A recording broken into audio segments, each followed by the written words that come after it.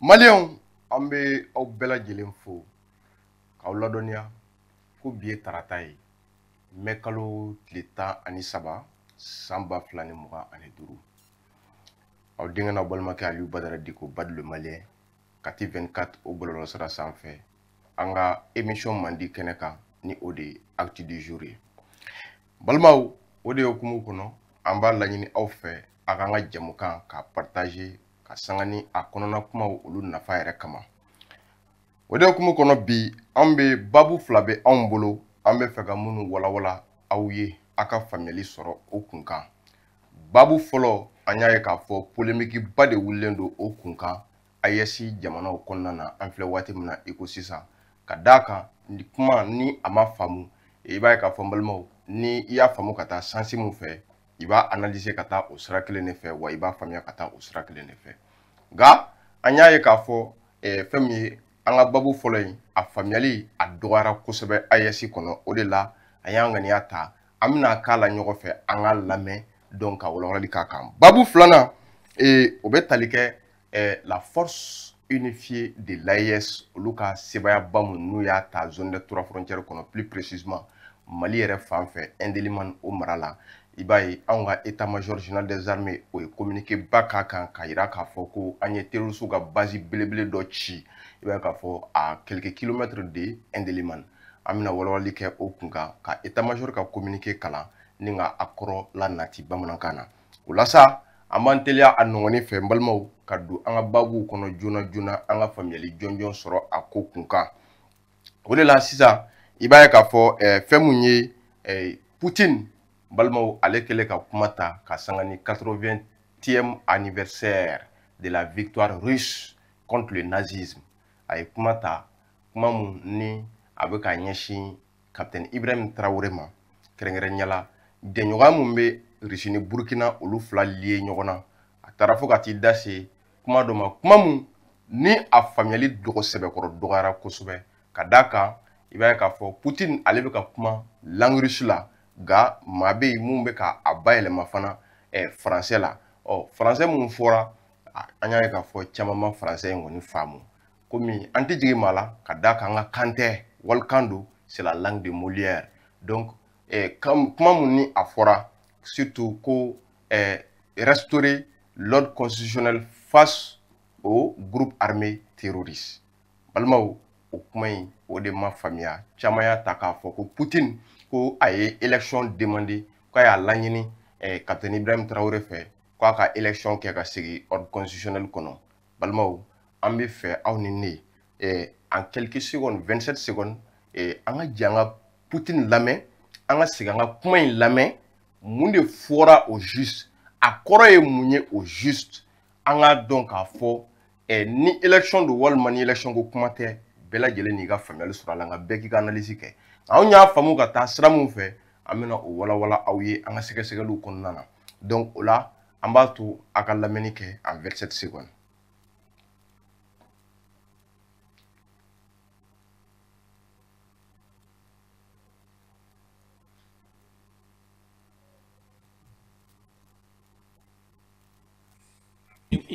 Ce qui nous unit, c'est la lutte contre l'extrémisme et le terrorisme. Il s'agit de restaurer l'ordre constitutionnel face à des groupes radicaux dans certaines régions du Burkina Faso. Au cours des 2 dernières années, nous avons fait des progrès importants dans le cadre de notre collaboration dans divers domaines. Fin 2023. Donc malidenw aw bɛɛ lajɛlen bɔra sisan ka Poutine lamɛn le président russe a ye mun de fɔ kuma in kɔnɔ ni point yɛrɛ bɛ kuma mun kan ko restaurer l'ordre constitutionnel face à des groupes radicaux a nana ka kuma ko 2023 u ye Burkina dɛmɛ ka région minnu libéré kɛrɛnkɛrɛnnenya jatigɛ waleya tun bɛ yɔrɔ minnu na a y'i da don olu fana na maintenant l'ordre constitutionnel minnu fɔra o mun fɔra caman y'a ta k'a kɛ élection ye a dun y'a préciser ko face à des groupes radicaux terroristes dans certaines régions. Au cours de mouillé, abe wele sama IBM de ma, aka fere bela jelenke. Burkina région munumbe ni ou affecté l'un par les terroristes. Iba ka fo, chugoya muna, abe mene terroristes la, ninga ke jamana deun tay, jamana deun ga seka sigi. Kana u sigi yoro la, munu bougera ka buka dugu la, ulu ka sigi kana u sigi yoro la, ou ka liberté totale sur nous ka indépendance, la libre circulation, ou ko bela jelen soron. O de ye, restaurer l'ordre constitutionnel face à des groupes radicaux dans certaines régions, à des groupes radicaux terroristes dans certaines régions. Comment une corbe ni de ira, on a famille kono. Il se peut qu'on me fili, mais on a famille là, comment une corbe ni de ira, on a famille là, élection ko kuma te, k'a faut élection de ka organiser. Fanga en hakli to fin dola, Poutine ba donc a fo, ayesi problème be degré munabi, a élection keli man no, en flé wati na ko 600. C'est pour vous dire que Poutine be ayesi problème bele dombi, problème be ayesi ka Poutine ba dombi. Pas donc kosebe. Poutine ya donc a fo, an nga jamana nyema munu flé ou ye coup d'état de keka sigi, ni nga tlaka jenyoya sieni anye, ayo donc katlaka jenyoya sieni anye. Wa ba donc bini ki be élection organisée ni jamana kele na bela jele kono a balawu dante wa shumu me bo a shoot se lakali. Poutine boudon. Maintenant, Poutine veut inviter les présidents de l'AES, plus précisément IB, qui tenait devant lui lors de la 80e victoire russe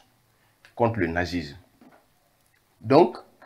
Abe fera fort IBE, Burkina région Mounoube, qui affectera en 2024, quand 6 à 2025.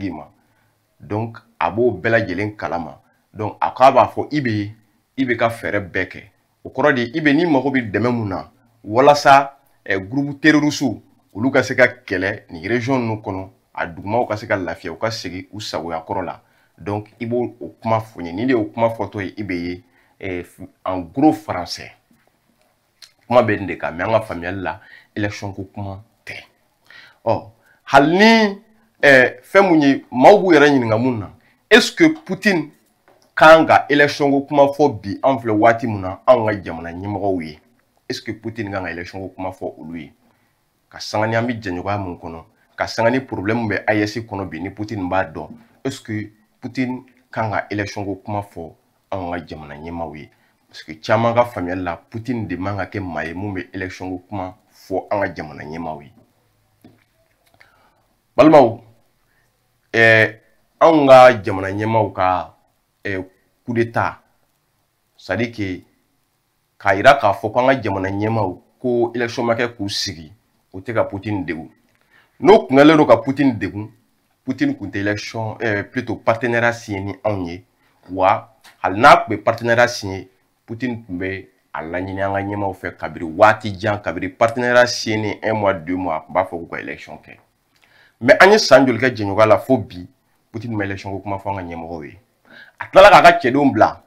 kana angani jamana sabab be kono kan deme atala ka kariya ka marama fem kabako maw kulu fere ama munu bi se ka an deme ko sobe jate waliya keledi kono. Donc c'est pour vous dire que anga ke coup d'état kono bi atika Poutine dego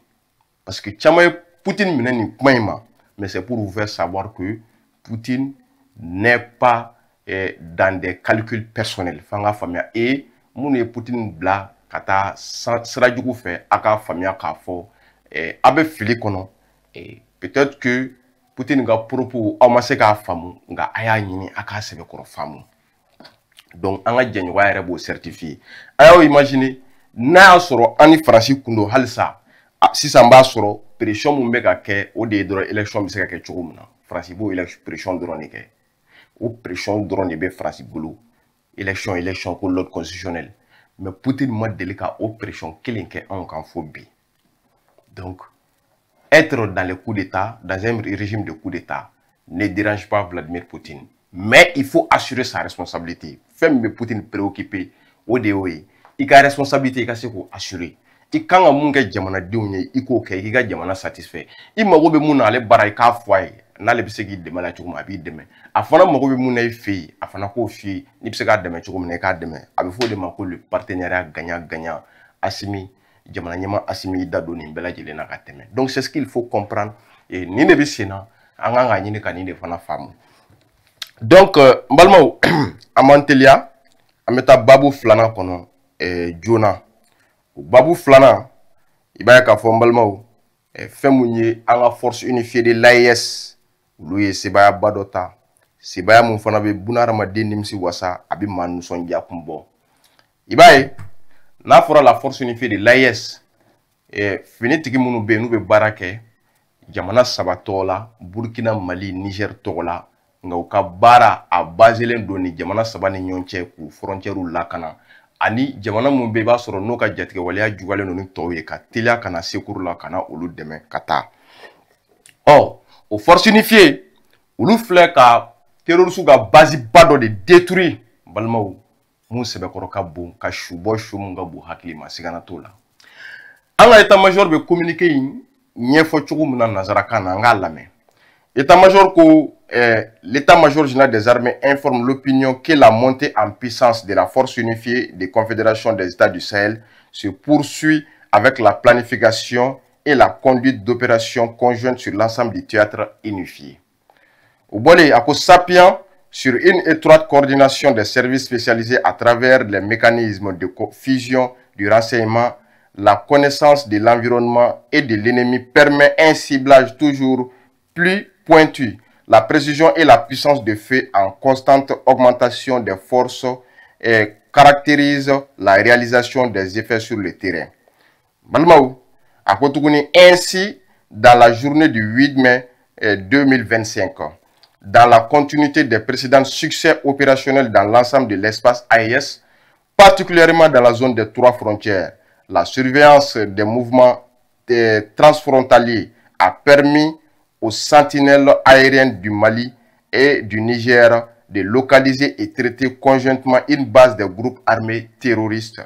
à 35 km au sud de Ndeliman dans la région de Menaka. État-major Bemoufoutou, après l'état-major général des armées, salue la qualité du travail de renseignement, la rigueur des états-majors ainsi que le professionnalisme de tous les personnels engagés au quotidien pour la protection des braves populations sahéliennes vivant dans cet espace, encouragé pour la protection des braves populations sahéliennes vivant dans cet espace, encouragé par l'efficacité de la coopération entre toutes les composantes de la force unifiée de l'AES. L'état-major général des armées assure que la posture dynamique et offensive se poursuivra jusqu'à la défaite des forces du mal. L'état-major général des armées exprime sa gratitude